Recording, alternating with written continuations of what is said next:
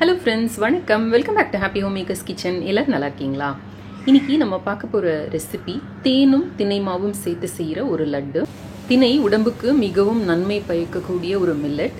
இது நம்ம வாரத்துக்கு ஒரு தடவை அந்த மாதிரி உடம்புல சேர்த்துக்கிறது ரொம்பவே நல்லது. குழந்தைங்களுக்கு உடலை நல்ல வலுவாக்குறதுக்கும் ஞாபக சக்தியை இன்க்ரீஸ் பண்ணுறதுக்கும் இம்யூனிட்டியை இன்க்ரீஸ் பண்ணுறதுக்கும் இது ரொம்ப உதவியாக இருக்கும்.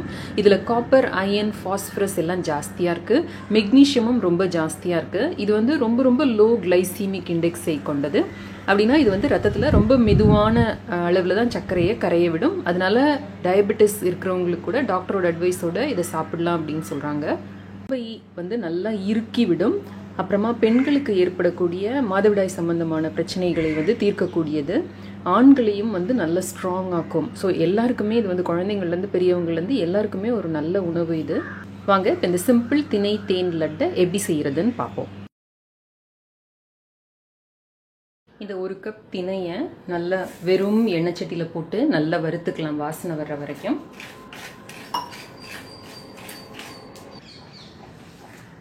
இந்த மாதிரி நல்லா புரிய ஆரம்பிக்கிறப்ப 2 ஏலக்காய்களை சேர்த்து ஒரு பெரட்டி இதை எடுத்து தட்டில் கொட்டி ஆற வச்சிடலாம்.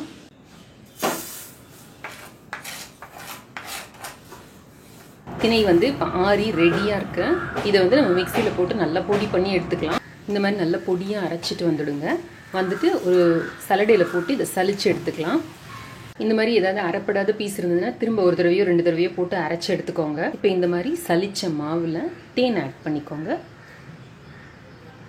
தேவையான அளவு தேன் ஆட் பண்ணி நல்லா மாவு பிடிக்கிற அளவுக்கு வரணும். நமக்கு அந்த அளவுக்கு தேன் ஆட் பண்ணிக்கோங்க. இது நம்ம கண் நிதானத்தில் தான் ஆட் பண்ண வேண்டியிருக்கோம். அளவு சொல்ல வரல எனக்கு. இப்படி கொஞ்சம் கொஞ்சமாக ஊற்றி பிசைஞ்சுக்கோங்க.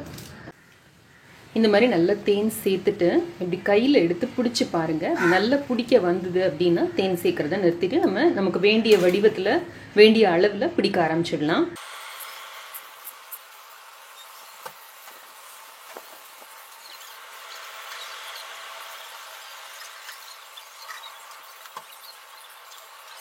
நம்மளோட தேன் திணை உருண்டைகள் ரெடி. செய்து பார்த்துட்டு எனக்கு உங்களோட கமெண்ட்ஸையும் ஃபீட்பேக்கையும் கீழே இருக்கிற கமெண்ட் செக்ஷனில் எழுதி அனுப்புங்க. இந்த வீடியோ பிடிச்சிருந்ததுன்னா லைக் பண்ணுங்கள். நம்ம சேனலுக்கு சப்ஸ்கிரைப் பண்ணுங்கள். இணைந்திருங்கள். ஹாப்பி ஹோம் மேக்கருடன் எந்நாளும். நன்றி, வணக்கம். ஆரோக்கியமான சமையல், ஆனந்தமான வாழ்க்கை.